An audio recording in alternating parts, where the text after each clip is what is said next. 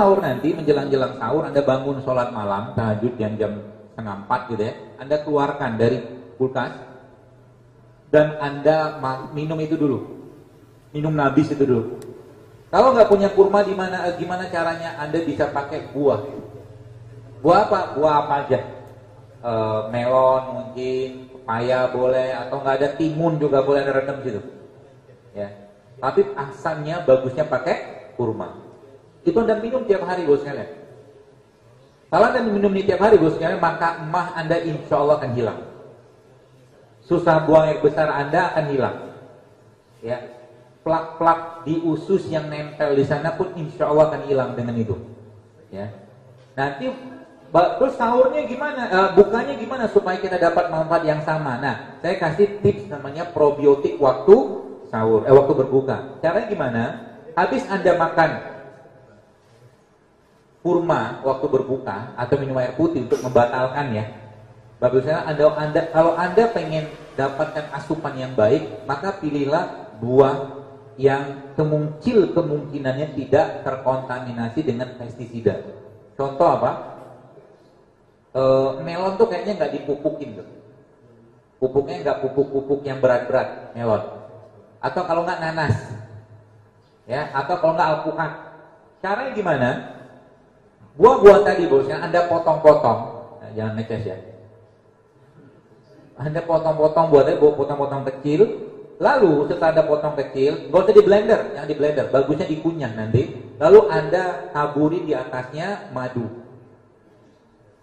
Kalau Anda makan ini bos sekalian, maka asupan atau mungkin kebutuhan nutrisi kita itu udah hampir tercukupi dengan apalagi Anda potek-potekin kurma, campurin ke situ juga bisa. Jadi Anda makan buah itu dengan madu, dengan kurma. Biasanya orang-orang sudah makan model kayak begini, udah hilang laparnya. Kenapa? Lapar itu sebenarnya sensasi membutuhkan. Jadi gini, sebenarnya lapar itu tidak melulu kita mengkonsumsi makanan dengan jumlah tertentu apalagi banyak. Dia cuma butuh nutrisi yang kecil saja. Makan sesuatu sebenarnya sudah bisa memberikan sinyal kenyang, yang kenyangnya sehat gitu. Ini salah satu tips saya biasanya kalau Anda mau dapat namanya probiotik, kalau bahasanya itu probiotik. Jadi ada buah, Anda campurkan dengan madu, ya.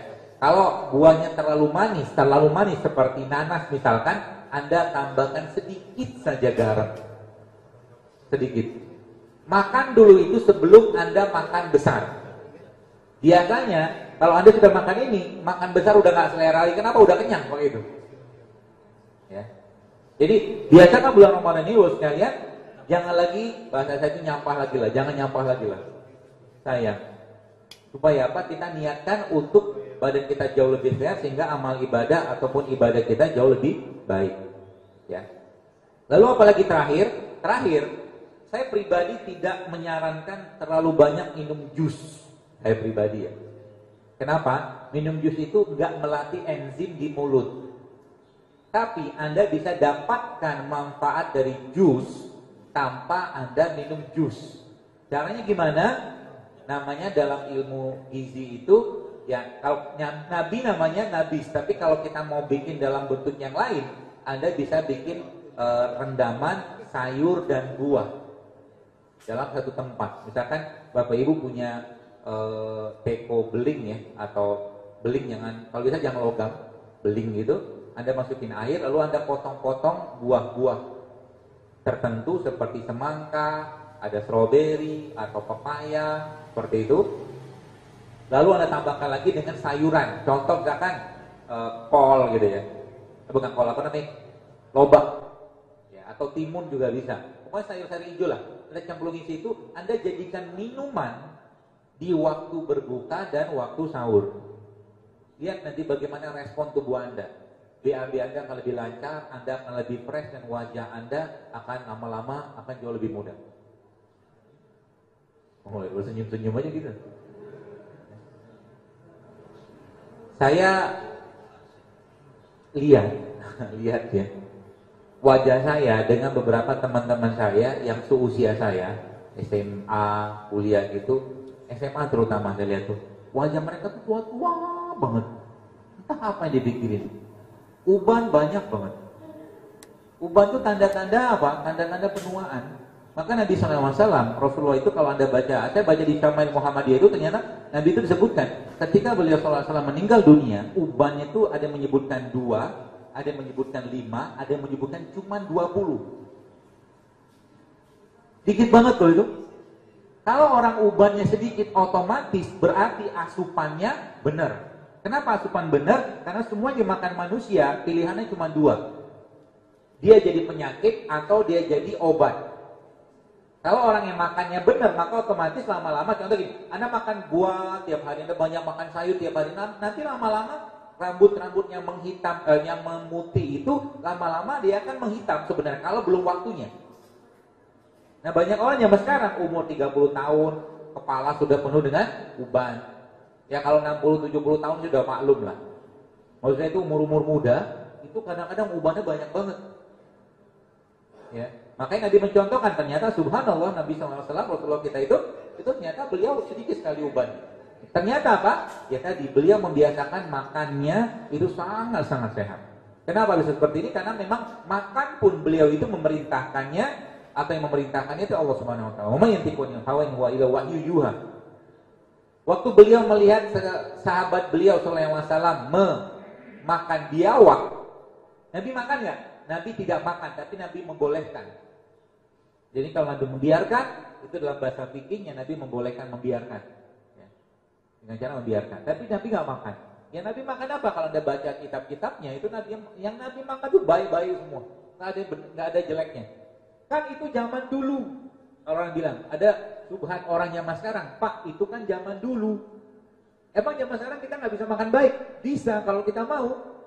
Makanya Allah katakan dalam surat Abasa, falyanzuril insana ila ta'ami. Perhatikanlah apa yang kalian makan, kata Allah. Perhatikan. Ketika Anda makan sesuatu, Anda langsung filter. Yang saya makan ini halal enggak? Yang pertama. Yang kedua, yang saya makan ini thayyib enggak? Thayyib itu apa? Alami enggak? Kalau enggak alami, jangan dulu lah. Cari yang alami dulu. Jadi usahakan 80% yang masuk dalam tubuh kita satu hari itu adalah makanan-makanan yang sehat. Dan inilah bentuk pola kesehatan dari Nabi SAW. 20%-nya silakanlah kalau mau nyampah. Kalau mau nyampah. Ya kalau di rumah Anda mulai membiasakan pola gimana? Kalau bisa gorengan diganti dengan rebusan misalkan. Bisa nggak? Bisa kan, masalah kebiasaan aja. Makanya orang-orang zaman dulu yang hidup zaman dulu ya, mungkin kakek-kakek kita, yang kita, mereka awet-awet Pak Bu, sehat semua. Ya, kenapa? Karena mereka makannya sehat. Zaman sekarang kita belum apa-apa sudah minum sirup. Percaya nggak percaya? Saya nggak usah bongkar panjang lebar. Kalau Bapak Ibu baca di beberapa sirup itu sudah ada peringatannya. Kenapa ada peringatan? Karena sirup itu sudah menggunakan satu jenis pemanis buatan yang sebenarnya tidak cocok dikonsumsi oleh orang-orang normal. Ada Bu, ya, di sirup ya. Saya pernah baca ada beberapa sirup terkenal lanjut. Itu kalau Anda baca di bawahnya ada peringatan. Tidak disarankan untuk dikonsumsi untuk ibu hamil, menyusui dan anak-anak di bawah 5 tahun. Pertanyaannya, siapa yang baca peringatan itu? Itu banyak loh sekarang. Makanya penyakit-penyakit berat, autoimun salah satunya itu merajalela gara-gara asbab hal-hal seperti ini dan orang tidak aware. Kopi-kopi saset, Bapak-Ibu sekalian, hati-hati, itu sebagian besar sekarang sudah menggunakan pemanis buatan. Pemanis buatan namanya apa? Nama besarnya ada 2. Kalau enggak aspartam, kalau enggak asesulfam. Itu pemanis buatan. Yang itu biasa digunakan untuk orang-orang yang kencing manis. Orang kencing manis sekalipun sebenarnya tidak aman mengkonsumsi itu untuk jangka panjang. Bahaya juga. Ya, orang yang tidak kena penyakit apapun makan minuman yang atau meminum minuman yang mengandung pemanis buatan tadi, lama-lama ginjalnya bocor. Gitu. Ya, jadi hati-hati aja. Baik, saya kira mungkin cukup. Kalau ada yang mau tanya silakan. Tapi sebelumnya, please like dulu video ini, klik tombol like, dan yang paling penting, klik tombol subscribe bagi yang belum. Karena